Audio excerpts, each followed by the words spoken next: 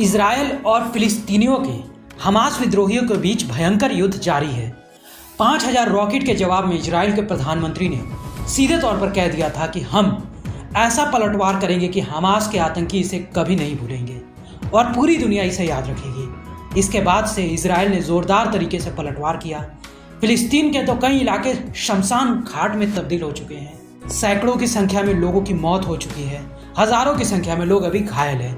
दूसरी तरफ इजरायल में भी भयंकर नुकसान हुआ है।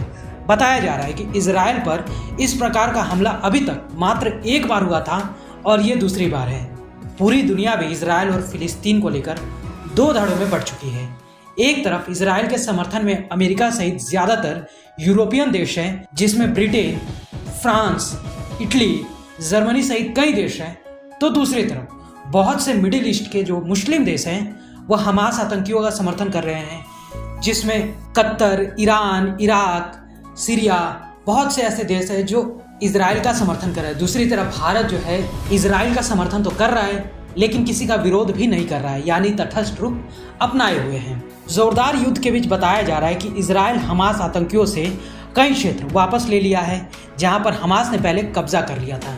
इजरायली सेना ने देश के दक्षिणी हिस्से में ज्यादातर जगहों पर फिर से नियंत्रण कर लेने का दावा करते हुए कहा है कि हमास के करीब 1500 आतंकवादियों के शव इजरायली क्षेत्र में पाए गए हैं। सेना ने कहा है कि ये एक अप्रत्याशित हमले के बाद जारी युद्ध के चौथे दिन सीमा पर पूर्ण नियंत्रण पा लिया गया है।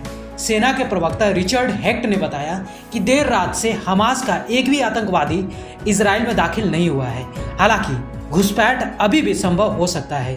बीते 4 दिनों में इजराइल ने 900 सैनिकों और नागरिकों के मारे जाने की और फिलिस्तीन के अधिकारियों ने गाजा और वेस्ट बैंक में करीब 700 लोगों की मौत की पुष्टि की है।